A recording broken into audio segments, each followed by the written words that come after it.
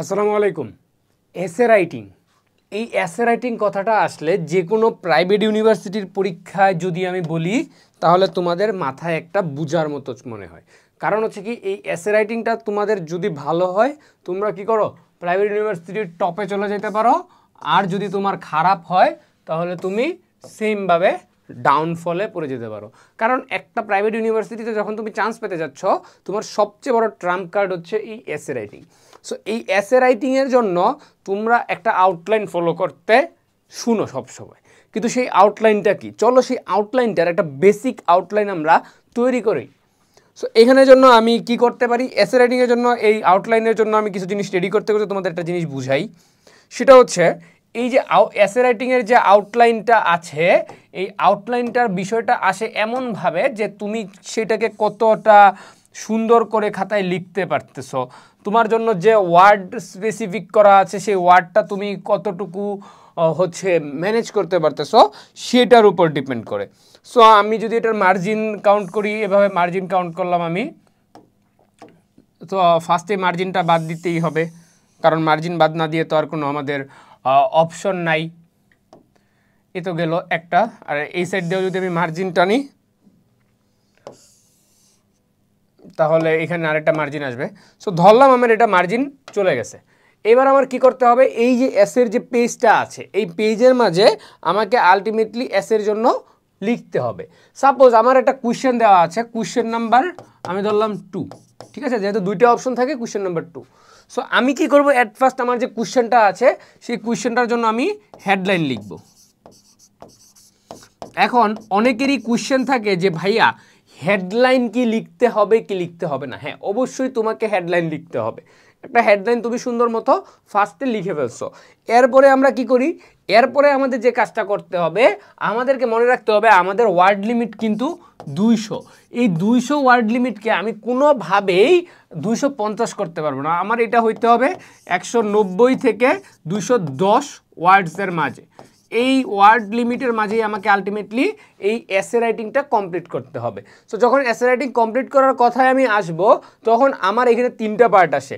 কি কি পার্ট আসে ভাইয়ারা? একটা হচ্ছে অ্যাট ফার্স্ট আসে ইন্ট্রোডাকশন, সেকেন্ডলি যে পার্টটা আসে সেটা হচ্ছে বডি প্যারাগ্রাফ, অ্যান্ড থার্ডলি যে পার্টটা আসে সেটা হচ্ছে কনক্লুশন। সো এই 3টা, এটা হচ্ছে আমার প্রপার একটা আউটলাইন ফর এসে, মানে আউটলাইনটা আসলো। এই আউটলাইনটাকে কাজে লাগিয়ে আমার কি করতে হবে, এখন আমার এই পেজটাতে 200 ওয়ার্ডের মাঝে লিখতে হবে।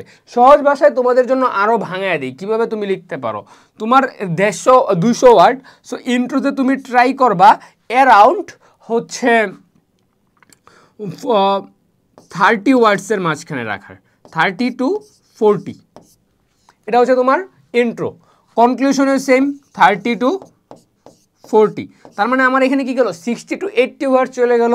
আমি বডি প্যারাগ্রাফটাকে ট্রাই করব কি অ্যারাউন্ড 150 ওয়ার্ডে লেখার। এখন বাকি আমার ইন্ট্রো আর কনক্লুশন এই দুইটা মিলায় হচ্ছে আমি ট্রাই করব যে অ্যারাউন্ড 50 ওয়ার্ডের মাঝে রাখা। তার মানে আমার বডি প্যারাগ্রাফ কী হবে, 150 ওয়ার্ডের আমি লেখার ট্রাই করব। এবার আসি ইন্ট্রোর কথায়। ভিডিওটা একটু বড় হবে বাট দেখার ট্রাই করো, আশা করি তোমাদের কাজে আসবে। দেখো, ইন্ট্রো পার্টটা লেখার জন্য আমাকে কি করতে হবে, যে আমি যে হেডলাইনটা লিখছি এই হেডলাইনটার উপর আমাকে পয়েন্ট আউট করতে হবে। আমাকে কি করতে হবে, হেডলাইনের উপর পয়েন্ট আউট করতে হবে যে এটার জন্য এসের টাইটেলের উপর ডিপেন্ড করে আমি এটার সাথে রিলিভেন্ট 3টা পয়েন্ট খুঁজে বের করবো। কয়টা পয়েন্ট? 3টা পয়েন্ট। এই 3টা পয়েন্টকে আমরা কি করব, এই হেডলাইনটা তুমি এটার সাথে একমত, কিংবা হেডলাইনটাকে তুমি লেখার পরে যে ইন্ট্রোডাকশনটা আছে সেইখানে 3টা ওয়ার্ড কানেক্টরস ইউজ করবা। যেমন ফার্স্ট পয়েন্টের জন্য তুমি লিখতে পারো ফার্স্টলি, এরপরে এইখানে একটা পয়েন্ট লিখছো, দেন এরপরে কি করবা সেকেন্ডলি দেওয়ার পরে আরেকটা পয়েন্ট লিখবা, এইবার থার্ডলি অর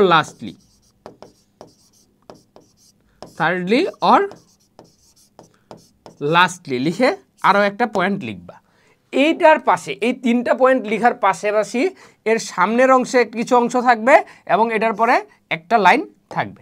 এই তো গেল ইন্ট্রো। এটা আমি ট্রাই করব অবশ্যই 30 to 40 ওয়ার্ডসের ভিতরে কমপ্লিট করে ফেলার।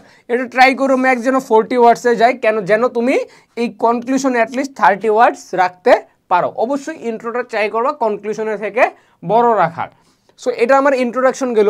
এবার আমি যে আমার এই যে পয়েন্টগুলো বের করছি ফার্স্টলি, সেকেন্ডলি, থার্ডলি, এই তিনটা পয়েন্টকে এক্সপ্লেন করব আমি এই বডি প্যারাগ্রাফে এসে। এই বডি প্যারাগ্রাফে আমি কি করব, ফার্স্টলি লিখে এটা আর এক্সপ্লেনেশন টানবো। এক্সপ্লেনেশন কেন আমি এই পয়েন্টটা দিলাম, এই পয়েন্টটা আমার ফার্স্টলির পয়েন্টটা আমার এই পর্যন্ত আসছে, এরপরে আমি যেটাগুলো লিখতেছি এটা সম্পূর্ণটাই ফার্স্টলির এক্সপ্লেনেশন লেখার পরে কি হবে, এবার আমি আমার সেকেন্ড পয়েন্টে যাব।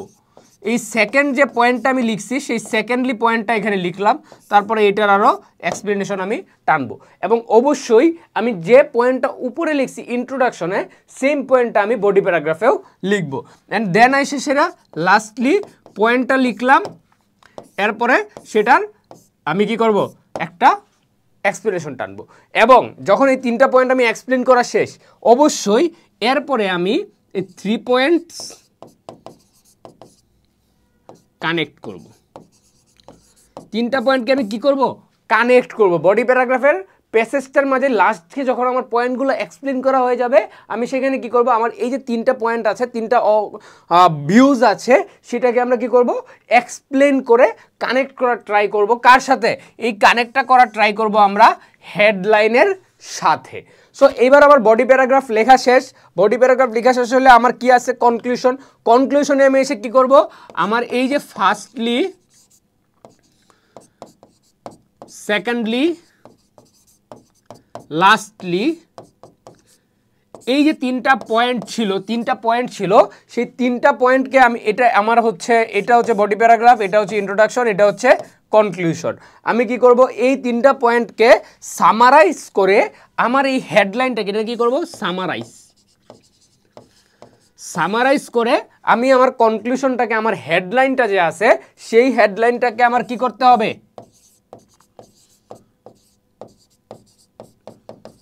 এস্টাবলিশ করতে হবে যে আমি আমার পয়েন্ট অফ ভিউ থেকে এই তিনটা পয়েন্টের মাঝে আমি আমার হেডলাইনটাকে ক্লেরিফাই করতেছি বা আমার হেডলাইনটাকে প্রতিষ্ঠা করে যাচ্ছি।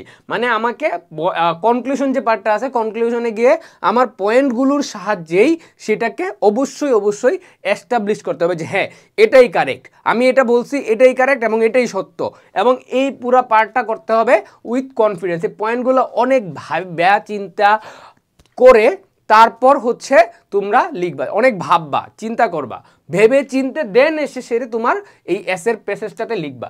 এবং অবশ্যই সবসময় মাথায় রাখার ট্রাই করবা এই যে তোমার কাছে কিন্তু মাত্র 200 ওয়ার্ড আছে। সেটা এসের জন্য মার্ক হইতে পারে 10, মার্ক হইতে পারে 20, মার্ক হইতে পারে 30, মার্ক হইতে পারে 40, ডাজেন্ট ম্যাটার, তোমার ওয়ার্ড লিমিট কিন্তু 200।